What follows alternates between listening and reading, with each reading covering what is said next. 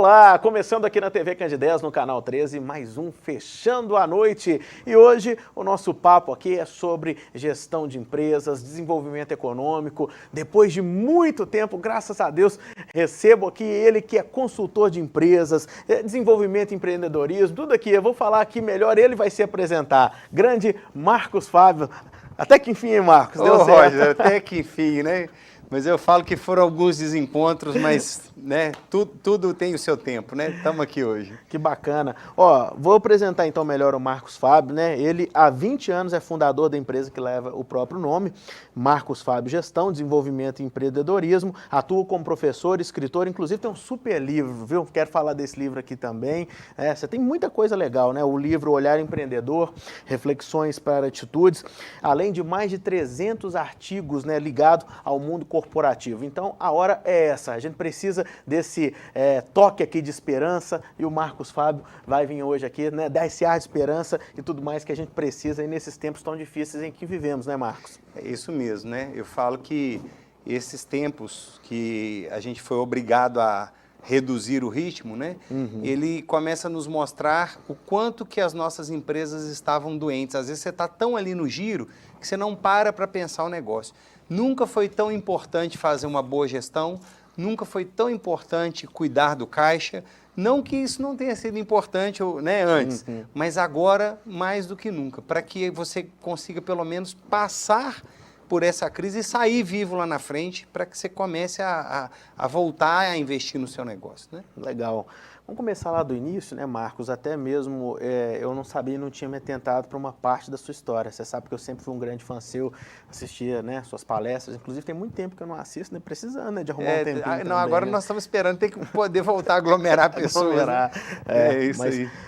Como tudo começou, inclusive, você tem até onde eu não sabia, que você teve uma experiência em estudos, né, internacional. Você já morou no exterior para estudar? Na verdade, assim, a minha trajetória começou ainda muito jovem, quando lá em 1994 eu fui na minha terra natal, eu fui fazer parte de um programa do Sebrae chamado PRODER, que era Programa de Emprego e Renda. Naquela época nem faculdade eu tinha, e aí eu comecei a ser treinado pelo Sebrae. Então o Sebrae é um órgão maravilhoso, eu falo que eu devo minha vida ao Sebrae.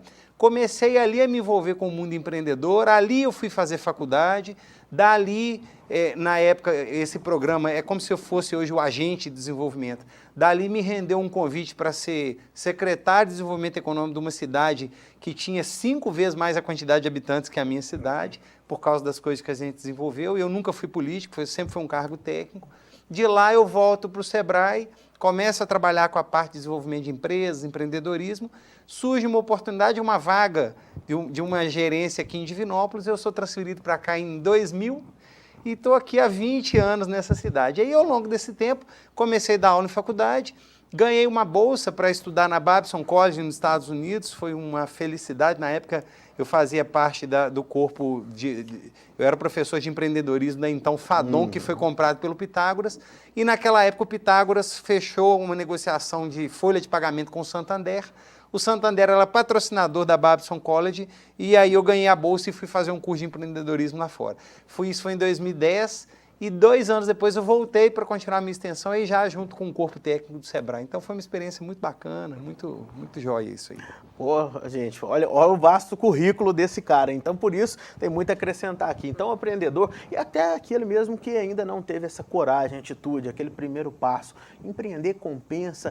Como que eu vou descobrir se é aquela minha vocação, o empreendedorismo para o brasileiro? Primeiro, Roger, acho que a gente precisa desmistificar uma coisa aqui muito importante. Empreender não significa montar negócio. Ponto. O que é, então, o conceito moderno de empreender? É realizar as coisas. Então, por exemplo, você é um baita do empreendedor aqui à frente do programa, você empreende muitas coisas, você realiza muitas coisas. Você pode empreender lá na Câmara, sua trajetória, as coisas que você empreende lá. Tem um pai que é empreendedor, ele empreende na criação do filho, ele faz uma coisa diferente. Pode ter um síndico empreendedor, podemos ter um aluno empreendedor, podemos ter a professora empreendedora, e temos o empreendedor que realiza negócio. Então, pessoal, vocês que estão nos assistindo aí, vamos quebrar esse paradigma. Empreendedor é aquele que realiza, empreende. Então, por exemplo, você está à toa em casa, né? Fora o tempo de pandemia, não vale isso na pandemia não, tá, gente? Você está à toa em casa, de repente você podia ligar para fulano, você liga para um amigo, liga para outro, daqui a pouco tem 5, 6 pessoas, você empreendeu uma festa. Então empreender é quando você tem uma coisa, tem um desejo, tem um pensamento, a gente até fala, empreender hoje não é mais quem tem sonho, é quando você está pensando em fazer alguma coisa, vai lá e faz. Tanto é que nas minhas palestras eu falo, o que tem mais força? Né? Imagina eu falar assim, ó, o que é mais forte?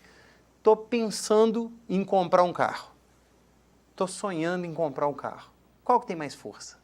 Qual frase é mais viva? Quando você fala, estou pensando, porque o pensamento já saiu do plano do sonho e já está materializando. Então, empreender significa, mesmo no mundo de risco, de incerteza, realizar alguma coisa. No campo dos negócios, mesmo no mundo de muita quebradeira, de muita incerteza, tem aquela pessoa que juntou todas as suas economias e vai lá e vai realizar um negócio. Agora, obviamente, muitos realizam pelo feeling, pela intuição e podem dar certo. Temos muitos exemplos de pessoas que não estudaram nada e foram lá e realizaram e deram certo. Isso não é um preconceito. Só que os casos que deram errado a gente não fica sabendo. Ou melhor, o Sebrae traz uma estatística aí. Mais de 45% das pequenas empresas quebram antes de 2 anos de vida. Então significa dizer o seguinte, tem que tomar cuidado. Quando eu levo para 5 anos, esse número pode chegar a 60%. Ou seja, é mais fácil você dar errado do que dar certo. Então vamos entender. Para empreender existem algumas precauções. Você tem que fazer o teste da ideia, tem que pivotar, tem que testar, tem que fazer plano de negócio. Então, para empreender requer planejamento, porque é algo delicado. Você pode estar falando aí da economia de uma vida da pessoa. Com certeza. E agora, nos tempos de pandemia, é inevitável dizer isso. Nossa, você deve estar sendo muito consultado, né, Marcos? Todo mundo te perguntando sobre isso.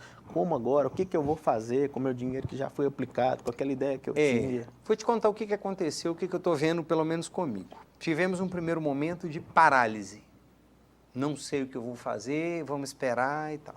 E as pessoas foi passando o tempo, a curva vinha, a curva vinha, a curva vinha, a curva não chega. As pessoas, opa, peraí, eu tenho que fazer alguma coisa. Inevitavelmente, nós temos um cenário seguinte, Selic em queda, então, porque o Brasil já teve uma época que empreender era uma loucura, você deixava o dinheiro no Tesouro Direto e rendia mais do que você ter um negócio, né? Então, Selic em queda, você acaba, imóveis não responde, o retorno sobre o capital é baixo, então, ou você vai para a Bolsa, que é de alto risco, ou você pode empreender. Eu tenho sido muito procurado, já são, só esse mês já foram 2 empreendedores que estão querendo montar negócio e que já contrataram meu serviço para que eu os ajude a planejar o negócio. Não sei se fosse na pandemia, se eles teriam me contratado, percebe o que eu estou falando? Claro. Talvez iriam fazer pelo feeling e tudo mais, ou seja, entendendo que a pandemia está aí, é uma realidade, eu tenho que trabalhar com isso. Agora, quais são os cuidados que requerem quando a gente fala, estou em pandemia, o que requer isso? Quando você está num momento de bonança, que quase tudo dá certo, o mercado está comprador, o otimismo está na praça e tudo mais, o empreendedor acaba negligenciando alguns passos importantes na hora de empreender. Por exemplo, analisar os concorrentes, analisar o mercado, entender qual é a penetração, qual é a persona dele, qual é o público-alvo. Ah, vamos pelo feeling, se der certo, todo mundo está indo, vai na onda. Agora não, mais cautela, tem que ser mais comedido. Mas não é porque nós estamos em pandemia que não estão nascendo novos negócios. Pelo contrário, alguns negócios do mercado de nicho estão nascendo. Né? Não preciso falar. Acho que se você andar na rua, você vai ver a quantidade de empresas que viraram produtoras de máscara, por exemplo. Toda esquina tem gente vendendo máscara. Kit de álcool gel com não sei o quê. Bom, chega uma hora que esse mercado fica muito cheio de ofertantes. Então, quando toda esquina tem alguém vendendo máscara, o que acontece com o preço da máscara? Vai cair. Mas aí, de repente, chega uma empreendedora, vou até mostrar para você entender, e ela resolve ofertar para o mercado máscaras com a sua logomarca, por exemplo. Cadê? Eu tinha colocado aqui, ó. Então, né, tá lá, a minha logomarca na máscara. E aí essa máscara não custa a mesma coisa que o mercado. Então, você começa a ter nicho de mercado e sempre pessoas empreendendo em qualquer parte, né? Agora a criatividade vai mandar muito, então, no seu entendimento, além da competência. Sim, a criatividade é uma palavra que, os últimos 5 anos, ela ganhou muito espaço no Brasil, junto com a inovação. Sim. Né? Mas acho que é importante a gente desmistificar isso um pouco. Existe a criatividade que é da criança, Que aí você fala assim, a criança pegou lá 2 bonequinhos e conseguiu brincar, fez uma coisa. Poxa, bacana. A criatividade que o mundo valoriza hoje não é essa criatividade. É a criatividade que é aliada ao conhecimento, produz alguma inovação para resolver alguma dor que ainda não era resolvida. Então, não tem dúvida nenhuma. Quem conseguir inventar a vacina para o corona vai estar milionário, trilionário, concorda? Claro. Todo mundo está com essa dor, todo mundo vai querer se vacinar. Eu gostaria de ter um produto que todo mundo quer. Mas vamos tirar um pouco disso, o foco um pouco disso. Vamos olhar, por exemplo, criatividade que fizeram surgir aplicativos como Uber, como o Airbnb, que é de locação de espaços ociosos, ou tão aclamado iFood, por exemplo, e por aí afora. Beleza, existe mercado para outras coisas, né? Existe mercado para uma série de coisas. Então, eu quero dar um exemplo do que é uma criatividade e uma inovação simples que não tem a ver com tecnologia, mas é criatividade com conhecimento. Sim. Eu sou facilitador do Empretec. O Empretec é um seminário de empreendedorismo que o Sebrae tem com a ONU. Eu sou apaixonado, você que está nos assistindo, recomendo que faça.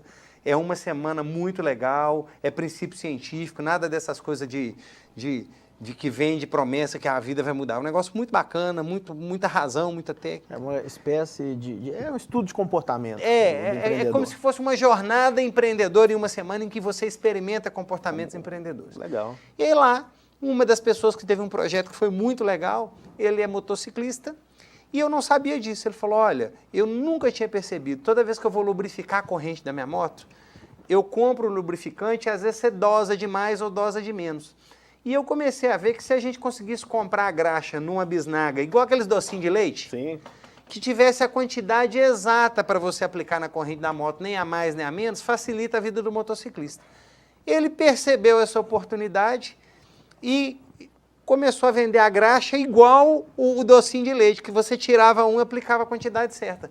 Na primeira tentativa de vender, ele já vendeu a produção dele inteira, bem dizer. Ele falou, poxa vida, estava aí uma oportunidade que eu, como usuário de moto, senti essa dor e descobri que as outras pessoas têm a mesma dor. Então, dor não resolvida é oportunidade de negócio. Olha para a rua, olha para o seu bairro, vê o que é de dor que todo mundo reclama e que ninguém resolveu. Pode estar ali, aí sim você usa a criatividade para solucionar essa dor. E aí pode estar aí uma excelente oportunidade de negócio. Muito bom. Então, cada negócio tem o seu segredo, né? Não existe só uma metodologia, não existe um segredo só. De jeito nenhum. E até mesmo porque se fosse assim seria muito cruel, né?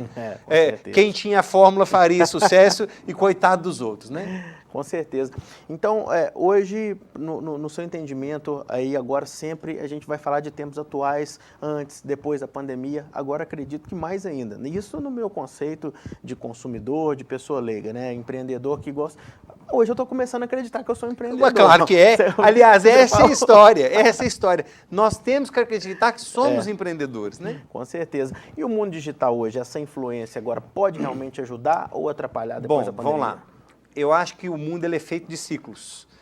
Tivemos o ciclo do ouro, o ciclo do café, o ciclo do açúcar. Agora nós estamos no ciclo digital. Não existe empreendedorismo digital. Existe empreendedorismo. Não existe marketing digital, existe marketing. Que agora tem um canal, um viés digital. Então, empreender é a mesma coisa. O que acontece? A internet trouxe uma série de possibilidades, a evolução das tecnologias que nós não tínhamos há tempos atrás. Eu comecei minha carreira fazendo projetos de financiamento para empresas. Eu chegava da faculdade, ia para minha casa, botava a minha internet, era uma conexão de escada IG. Ela ficava lá 30 minutos tentando achar conexão, fazendo aquele barulhinho.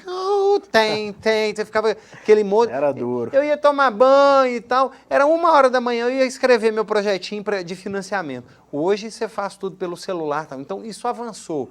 Então, como o conhecimento chega muito mais fácil, isso tem possibilitado mais as pessoas fazerem isso.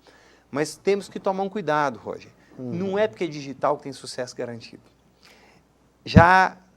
Inclusive, eu estou tentando lembrar aqui pela memória, eu não consigo lembrar de tantas coisas, mas na época eu busquei o dado numa fonte que saiu a primeira estatística de mortalidade de startups.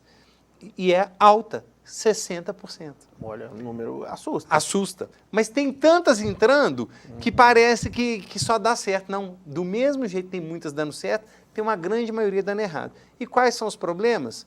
o cara ele fica tão focado em empreender na tecnologia, em fazer um aplicativo, um software, mas o motivo da mortalidade é problemas de relacionamento com sócios, falta de planejamento e falta de comercialização. O cara desenvolve o produto, mas não tem competência de venda. Então, eu estou falando das mesmas competências de uma empresa normal. Relação societária, eu sou conselheiro de administração de empresa, eu trato relação societária, relação de venda comercial, falta de planejamento. Mas não há dúvida que essa oportunidade democratizou. Qualquer pessoa hoje pode empreender na internet. Correto. Mas atenção, vou dar um outro número. Exemplo, e-commerce. Todo mundo acha que é abrir uma loja na internet que você vai rachar de vender. São 900 mil lojas de e-commerce no Brasil. Então imagina você abrindo a sua loja numa avenida que tem 900 mil lojas. Você está aqui na Goiás, na 1º de junho, já tem um monte de concorrente. Agora você imagina abrir sua loja.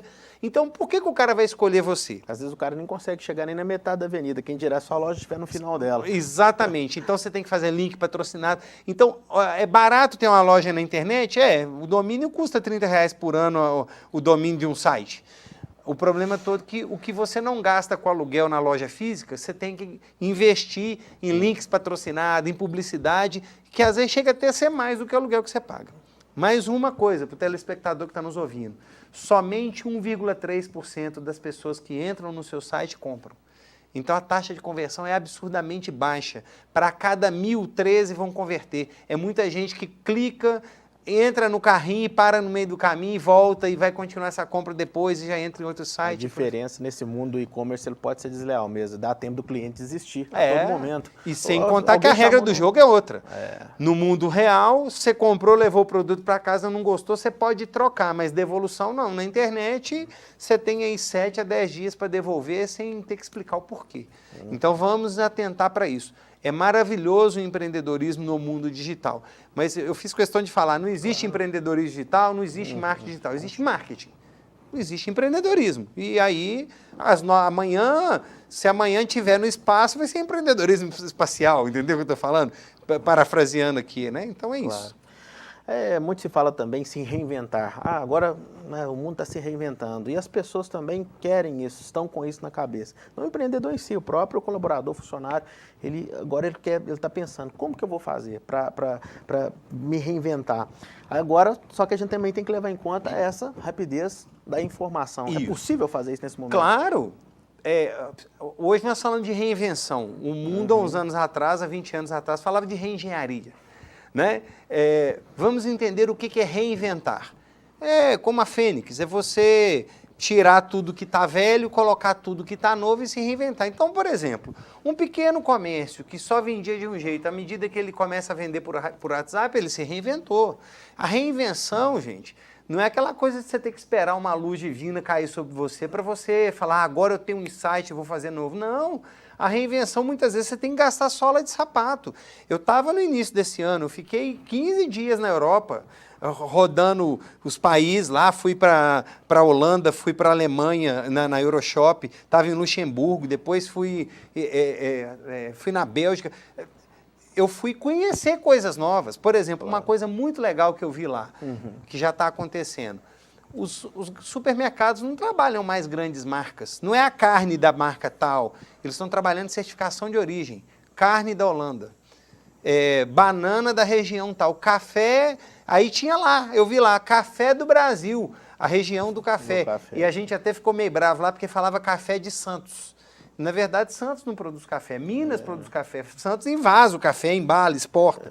Né? Por causa do porto ali, do o tipo porto, de exportação. Né? Eu tenho um amigo que é o Jorge, ele é facilitador do Empretec, ele trabalha na Apex, ele viaja o mundo com o projeto de fruticultura, projeto Jaíba. Como é que as frutas do projeto Jaíba são exportadas? Tem um QR Code na caixa. O cara lá da Rússia, quando compra uma banana do Brasil, ou qualquer fruta, ele dá um QR Code, ele vê uma filmagem de drone da fazenda e da família onde aquela banana foi plantada. Então, você está comprando mais a certificação de origem, não mais a marca. Igual o nosso queijo canastra. Não tem o produtor A, B ou C, tem o queijo da região da canastra. Uma mudança no mindset. Né? Com certeza. Então é isso. Isso é reinvenção, percebe? Talvez antes a melhor marca ela estava agregada a outra coisa, né? Antes era a briga da marca. Eu sou a carne tal. Agora não. Carne da região tal. Opa, é igual a gente já ouviu falar muito da carne. Na sua concepção, será que isso demora muito chegar aqui? Já está chegando? Não, já está chegando. Assim já tá. Tanto é que o projeto próximo a nós aqui da região da canastra, do queijo da canastra, é um exemplo de sucesso. Muito voltado para isso. Do mesmo jeito que a gente fala da carne de sol lá de Montes Claros. Né? Interessante. Trabalhei muito para o pessoal lá de Carlos Chagas, né? O pessoal do norte de Minas. A carne, a picanha, a carne lá de Carlos Chagas é famosíssima. Então, olha para você ver, não tem a marca A, B e C, tem o produtor da região de Carlos Chagas. Então, isso é uma mudança de paradigma. Até a pergunta que eu te faria agora é essa, o jeito de mudança de visão do empresário. Mas, de repente, isso esteja mais ligado à visão do próprio consumidor, né? Pós essa fase, pós-pandemia. Por exemplo, nós estamos na terra da confecção. Sim. Né? A confecção sempre trabalhou de forma solitária. Eu brigando com os outros para minha marca sobressair, ok? Correto. Não é isso? Bom, e muitas marcas divinopolitanas ganharam o mundo mesmo. Parabéns para elas. Agora pensa no pensamento coletivo. É confecção da região de Divinópolis. Pensa como é que isso agrega valor ao produto. Então, todo mundo que ali está pode se valer se essa região for reconhecida como um polo de desenvolvimento de moda, de lançamento de grandes estilistas, de grandes marcas. Ó, tudo que está na região de Divinópolis, se está de lá, é bom. Pronto, você ganha uma certificação de origem diferente. Isso tem mudado. E acho importante, né? Nós estamos tendo aqui os produtores rurais que estão fazendo a sede de uma cooperativa. Essa, para mim, se tiverem me assistindo, é a recomendação. Eu começar a trabalhar o seguinte, produtos da região tal, pode ser da região dos Branquinhos, pode ser da região, sei lá, de Ermida, não importa. Você trabalhar isso, porque você trabalha a coletividade, você trabalha uma marca de todo mundo que está naquela região e todo mundo ganha. E o consumidor, a partir do momento que ele passa a valorizar essa marca, se é daquela região, ele começa a ver aquilo com bons olhos. Uma mudança de paradigma mesmo, né? Com certeza. Então, Marcos, gostaria que você deixasse uma mensagem, né, para todos os nossos telespectadores, ele fechando a noite. Mas já acabou, já? Vai dizer que foi uma grande satisfação. Nós ainda temos alguns minutinhos, né? Então... Preciosos minutos, mas para você realmente passar. Por isso que eu queria deixar esse tempo mais vasto, que não seja algo tão simples assim. Mas acho que esse momento pede muitas pessoas estão, né, nessa pegada. Eu quero ouvir algo que realmente me dê essa esperança. Porque ultimamente o mundo anda tão triste, né? Eu vou dizer o seguinte, Roger, eu até fiz um post hoje no meu Facebook, dizendo assim, a gente desaprendeu a ver a notícia como notícia. Então, eu não sei se eu vou lembrar dos números de cabeça, mas os dados atualizados em 22 de junho, me parece que eram 647 mortes ou 654 mortes num dia, ultrapassando aí 50 mil mortes, mas quase 580 mil recuperados. Então, a notícia é 580 mil recuperados, 1.111 infectados, 580 mil recuperados, 51 mil mortes. Beleza. Essa é a notícia. Agora, quem quiser interpretar isso de forma maldosa, vai dizer, mortes ultrapassam 51 mil, já um único dia 647 mil morreram. Quem quiser interpretar isso do ponto positivo, 51 mil mortes com 211 milhões de habitantes que tem o Brasil dá 0,5%, menos de 0,5%. Então, são dois lados. Vamos parar de ter preguiça de pensar. A gente tem que parar de querer comer a comida processada, mastigada e pronta só para a gente engolir. Vamos ter trabalho de pensar para tirar as nossas próprias conclusões. Ninguém precisa tirar conclusão para a gente, não. Eu não preciso do jornalista A, B, C ou D tirar conclusão para mim, não. Olha a notícia e tira as suas conclusões. Tem dúvida, vá na fonte e você vai entender que tudo isso tem a ver com empreender. Por quê? Empreender é a mesma coisa. A grama do vizinho, fulano fez isso, vou fazer também. Pode ser que você vá lá e quebre. Pague com o seu tempo, use o seu tempo para ir lá e você experimentar. Você acha que posto de gasolina é um bom negócio? Arruma um emprego no posto de gasolina durante um mês para viver aquilo, para ver se é um bom negócio. para empreender, você precisa fazer um mergulho profundo, entrar naquele segmento e viver aquela realidade. Você não vai ser um bom vendedor de produto para quem anda de ônibus se você não andar de ônibus. É isso que a gente fala de empreender. E se você tem o desejo de empreender, não vou nem falar sonho, se você se acha um profissional acima da média e quer ser dono do próprio nariz, esteja preparado para vir para o mundo maravilhoso do empreender, mas entenda que você tem que esquecer 3 números. Quais são? 13, 30 e 8. Por quê? Por quê? Esqueça 13º, esqueça 30 dias de férias e 8 horas de trabalho, porque você trabalha muito, mas com uma diferença. Você vai trabalhar muito mais do que 8, talvez não tenha 30 dias de férias e nem 13º, mas a satisfação, você tem que olhar para isso, aquilo que te toca a alma.